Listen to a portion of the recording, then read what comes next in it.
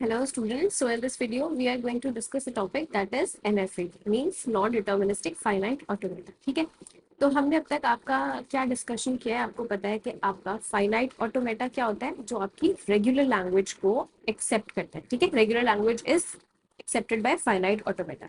अब finite automata के आपके दो टाइप्स होते हैं. One is DFA. ओके, जो हम ऑलरेडी डिस्कशन कर चुके हैं, उसके ऊपर कुछ प्रैक्टिस क्वेश्चंस भी कर चुके हैं और भी हम नए नए पैटर्न के क्वेश्चंस करेंगे, बट उससे पहले डिस्कस करते हैं NFA. ठीक है, the other type is NFA which means non deterministic finite automata. ठीक है, अब नॉन डिटर्मिनिस्टिक फाइनाइट ऑटोमेटा क्या होता है?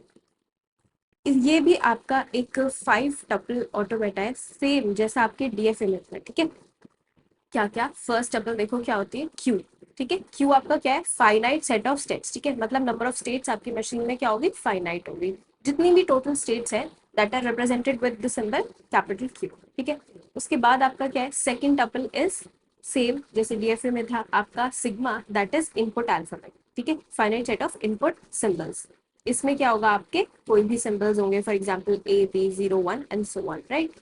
Then next is your S which is initial state, और कहीं कहीं किसी किसी बुक में आपको इसकी रिप्रेजेंटेशन Q0 से भी मिलेगी. ठीक है, तो Q0 और S means the same thing, that means initial state, जहाँ से आपका प्रोसेसिंग स्टार्ट हो रही है. और इनिशियल स्टेट आप किससे रिप्रेजेंट करते हो, एरो से. अगर ये वाली स्टेट आपकी इनिशियल स्टेट है तो इस पे आपको एरो लगाना होगा रिप्रेजेंटेशन में, right. Then F is your final state. अब ये चीज ध्यान रखनी है, आपकी इनिशियल स्टेट तो हर मशीन में आपकी एक ही होगी, but final states can be more than one.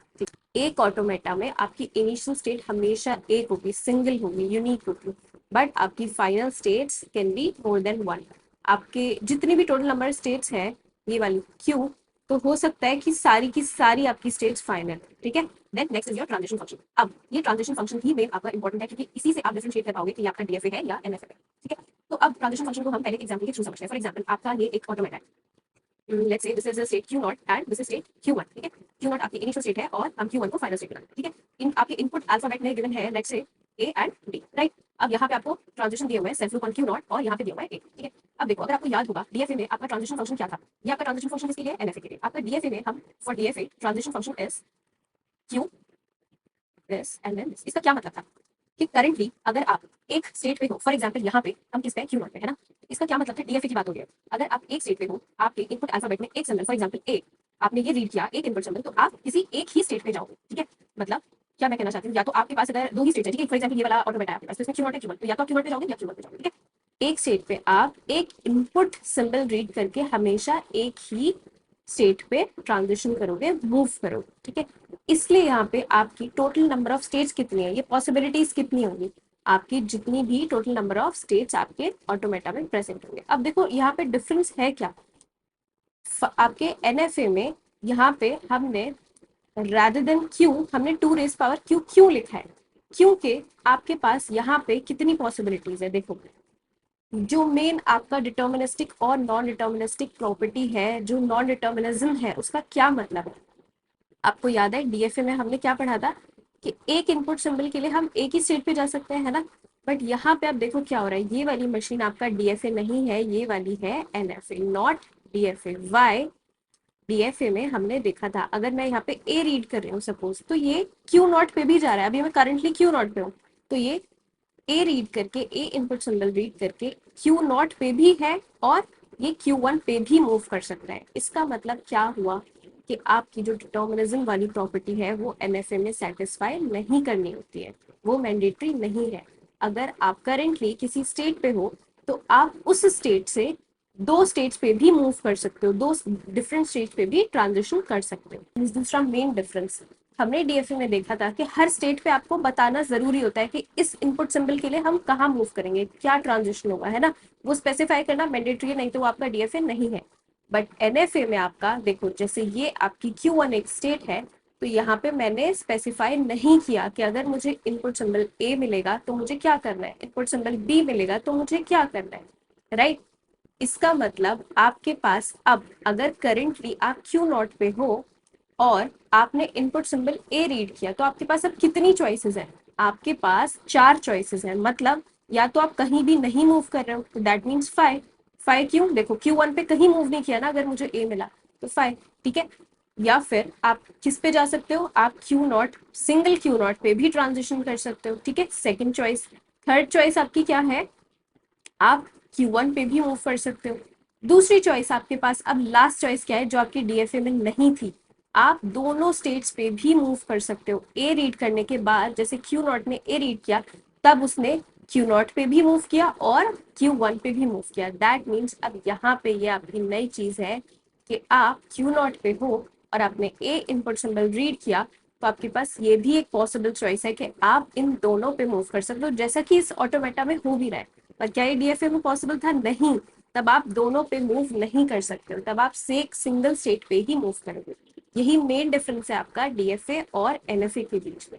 First difference, आप एक इनपुट सिंबल रीड करके एक ही स्टेट पे ट्रांजिशन कर सकते हो, ठीक है, और वो ट्रांजिशन होना जरूरी है, ऐसा नहीं है कि आप किसी पे भी नहीं कर सकते, ठीक है। तो यही आपका ये आपका सेकंड डिफरेंस है, क्या कि आपको हर स्टेट पे बताना मैंडेटरी है कि आप कहाँ मूव करोगे किसी इनपुट सिंबल के लिए, किसी एक पर्टिकुलर इनपुट सिंबल के लिए, बट यहाँ पे आपका मैंडेटरी नहीं है। तो डीएफए में आपके पास हर एक स्टेट पे एग्जैक्टली वन चॉइस है, राइट राइट।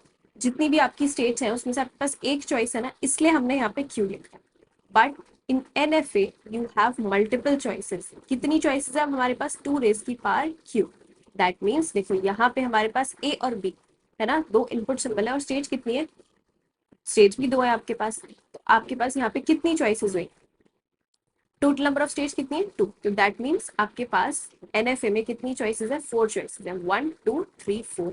इसका क्या मतलब है कि कहीं मूव नहीं किया। इसका क्या मतलब है कि सिंगल Q0 पे मूव किया। इसका क्या मतलब है कि आपने Q1 पे मूव किया, और ये मतलब है कि आपने दोनों स्टेज पे मूव किया, मतलब मल्टीपल चॉइसेस आपके पास है, ठीक है। तो ये आपके मेन डिफरेंस है एनएफए और डीएफए में। तो इसका ट्रांजिशन फंक्शन इसलिए हमने ऐसे लिखा, आपको याद होगा पावर सेट में भी क्या होता था, 2 raised to the power q होता है ना। इसी तरह इसलिए हमने यहाँ पे 2 raised to the power q लिखा है, क्योंकि आपके पास कितनी चॉइसेस है? डीएफए में आपके पास क्यू चॉइसेस थी, राइट, बट यहाँ पे आप 2 raised to the power q, that means आप इन चारों में से किसी पे भी मूव कर सकते हो।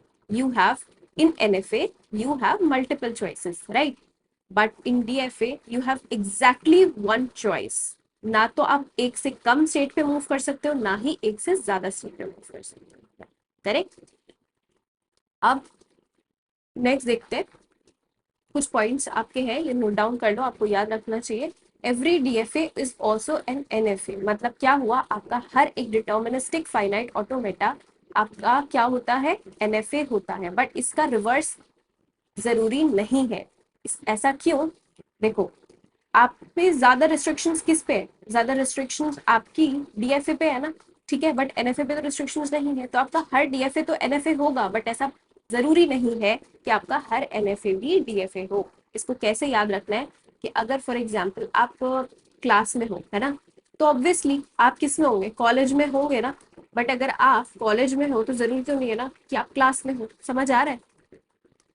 तो इसका क्या मतलब है कि आपका क्लास को रिलेट करोगे किससे? डीएफए से, और ये है आपका कॉलेज एनएफए, ठीक है। इसको ऐसे याद रखना है कि अगर आपका ये डीएफए है तो 100% ये एनएफए तो है, बट अगर ये आपका एनएफए है तो जरूरी नहीं है, हो भी सकता है नहीं भी, मे और मे नॉट भी।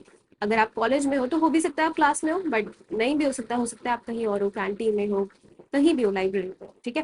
तो ये इस तरह से आपको क्या याद रखना है, क्योंकि पूछा जाता है आपका।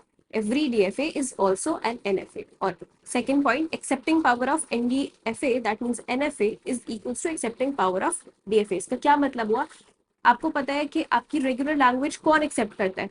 रेगुलर लैंग्वेज आपकी फाइनाइट ऑटोमेटा एक्सेप्ट करता है, हमने चॉम्स्की हायरार्की में भी पढ़ा है, और ये आपको याद रखना ही रखना है। यहाँ पे मैंने ऐसा तो नहीं लिखा ना रेगुलर लैंग्वेज डीएफए एक्सेप्ट करा या एनएफए एक्सेप्ट करे, फाइनाइट ऑटोमेटा एक्सेप्ट करे।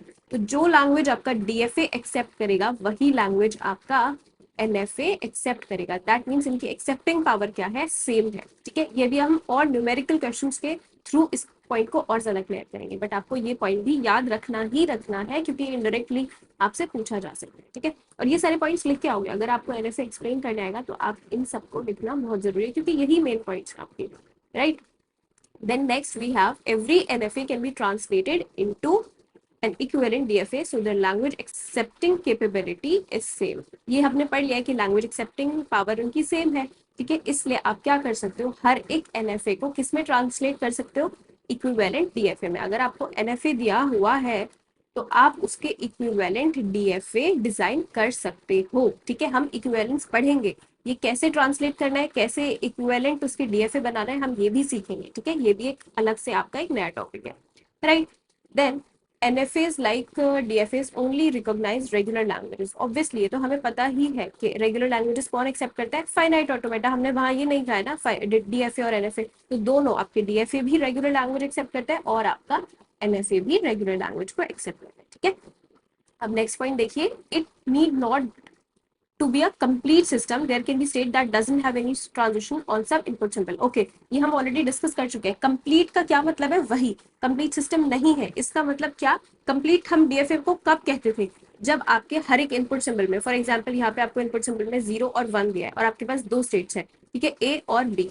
तो हमने कंप्लीट कब कहा था कि आपका सिस्टम कंप्लीट है, जब ए पे भी आप बताओगे कि 0 और 1 दोनों सिंबल्स के लिए क्या करना है, और बी पे भी आप बताओगे कि दोनों सिंबल्स के लिए 0 और 1 के लिए हमें क्या करना है। क्या करना है मतलब कहाँ मूव करना है।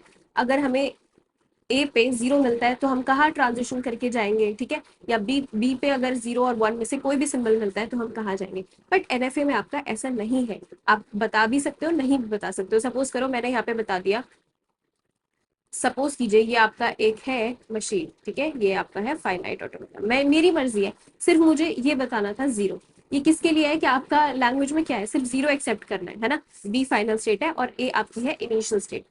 तो क्या मैंने यहाँ पे बताया है कि ए पे अगर मुझे 1 मिला तो मैं कहाँ जाऊंगी, नहीं बताया ना, तो ये कंप्लीट नहीं है मतलब। और बी पे मैंने बताया कि 0 मिलेगा 1 मिलेगा तो मुझे कहाँ जाना है, नहीं। बट ये आपका फाइनाइट ऑटोमेटा तो है ना, दैट मीन्स ये आपका क्या है, एनएफए है, जो कि इनकम्प्लीट सिस्टम है। तो यहाँ पे कंप्लीट होना मैंडेटरी नहीं है, जैसा कि आपके डीएफए के केस में था। डीएफए अगर ये होता तो आपको बताना होता, अगर आपको मशीन इसके लिए भी बनानी है कि हमें सिर्फ 0 एक्सेप्ट करना है, तब भी आपको बताना होता कि ए पे क्या करना है। ए पे फिर हम, अगर ये डीएफए होता, अगर लेट सपोज ये वाली मशीन आपकी डीएफए होती, तब हम बताते कि अगर 1 से स्टार्ट हो रहा है, 1 हमें स्टार्टिंग में मिल गया, तो वो कहाँ जाएगा, डेड स्टेट में, ठीक है। और दूसरी बात, आपका एनएफए में कोई डेड स्टेट का कॉन्सेप्ट है ही नहीं है, क्योंकि वहां तो हमें जरूरी नहीं है ना बताना। इसमें डीएफए में हमने डेड स्टेट इसीलिए इंट्रोड्यूस किया था क्योंकि हमें कंप्लीट करना था सिस्टम को, कि 1 अगर मिलेगा तो मुझे डेड स्टेट पे पहुंचाना है, that is also called as trap state, ठीक है। सेम अगर ये डीएफए होता तो बी पे हमें नहीं बताया है कि 0 और 1 पे कहाँ जाना है, तो हम 0 और 1 पे भी क्या करते, उसको ट्रैप स्टेट पे लेके जाते, अगर हमारी लैंग्वेज में सिर्फ 0 थी, राइट। तो this that is the concept of complete system, right.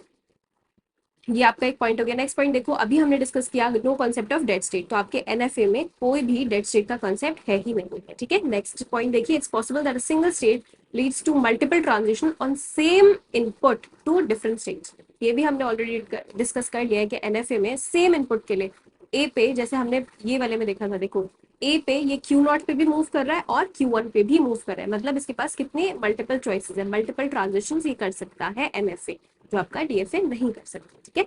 Next point, null transition is also possible for NFA such special NFA, okay.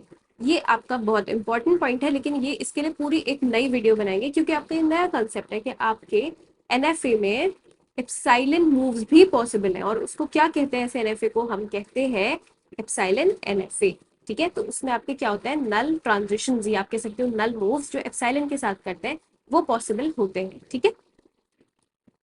अब नेक्स्ट एक आपका टॉपिक है छोटा सा, एक्सेप्टेंस बाय डीएफए। इसका क्या मतलब है, देखो फॉर एग्जाम्पल आपको यहाँ पे एक मशीन दी है, ठीक है, ये लेट्स से आपके पास स्टेट है ए और ये है आपके पास स्टेट बी। अब मैंने यहाँ पे आपको 0 1 सपोज करो, ये है आपके पास स्टेट सी, ठीक है, और लेट्स से बी आपकी है फाइनल स्टेट, ठीक है। अब देखो यहाँ पे मैंने बोला है कि ए पे अगर मुझे 0 मिला तो मैं बी पे भी मूव कर सकती हूँ और सी पे भी मूव कर सकती हूँ, ठीक है। और बी आपकी फाइनल स्टेट है बट सी आपकी फाइनल स्टेट नहीं है, तो इसका क्या मतलब है।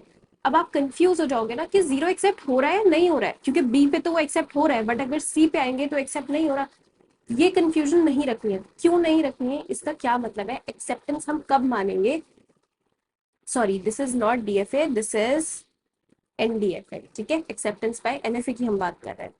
तो यहाँ पे ये कंफ्यूजन कैसे क्लियर होगी, इसका क्या मतलब है, अगर 0 पे आप कैसे मानोगे कि आपकी स्ट्रिंग एक्सेप्ट हो गई, अगर आपके पास एक भी ऐसी पॉसिबल ट्रांजिशन है कि आपने स्टार्ट किया इनिशियल स्टेट से, है ना, और आपने उस इनपुट सिंबल के लिए फाइनल स्टेट पे पहुंच गए, अगर ऐसा एक भी मूव पॉसिबल है, एक भी ट्रांजिशन पॉसिबल है, तो आप ये एज्यूम कर लोगे कि मेरी स्ट्रिंग एक्सेप्ट होगी, ठीक है। बट अगर एक भी ट्रांजिशन ऐसा पॉसिबल नहीं है, तब आप कहोगे कि मेरी स्ट्रिंग एक्सेप्ट नहीं हुई। क्या मैं कहना चाहती हूँ, मतलब अगर आपका यहाँ पे बी भी फाइनल स्टेट नहीं होता, तब तो आप कहते हैं कि जीरो एक्सेप्ट नहीं हो रहा है। बट अगर आपने इनिशियल स्टेट से स्टार्ट किया, दैट मीन्स ए से स्टार्ट किया, और ऐसा एक भी पॉसिबल आपको मूव मिल रहा है कि आप बी पे पहुंच के उसको एक्सेप्ट कर पा रहे हो, तो इसका मतलब आपकी स्ट्रिंग दैट इज जीरो यहाँ पे एक्सेप्ट हो रही है, ठीक है। बस इतना ही है एक्सेप्टेंस बाय एनएफए। तो अब एक बार पढ़ लेते हैं। लेट डब्ल्यू, डब्ल्यू क्या होता है, word, that means string. Word और स्ट्रिंग आपकी एक ही चीज है। Let W be any string defined over the alphabet S. Suppose करो कोई भी अल्फाबेट है आपका S corresponding to W. There can be multiple transitions for NFA starting from the initial state. जैसे यहाँ पे इनिशियल स्टेट से हमने स्टार्ट किया ए, और मल्टीपल ट्रांजिशंस थे किस पे, जीरो पे, है ना। if there exists at least one transition for which we start at the initial state and ends in any one of the final state, then the string w is said to be accepted by NFA, otherwise not, ठीक है। तो कोई एक भी at least one भी आपका transition possible है, तो हम बोलेंगे कि हमारी स्ट्रिंग एक्सेप्ट हो गई, ठीक है। So this is all about NFA. अब इसके अंदर भी आपके बहुत सारे टॉपिक्स है, आपका डीएफए और एनएफए में इक्विवेलेंस, फिर आपका मिनिमाइजेशन ऑफ डीएफए, वो हम आने वाली वीडियोस में डिस्कस करेंगे। और आपका एनएफए कैसे डिजाइन करते हैं, एनएफए को डीएफए में कन्वर्ट कैसे करते हो, ये हम अपकमिंग वीडियोस में डिस्कस करेंगे, ठीक है। Thank you.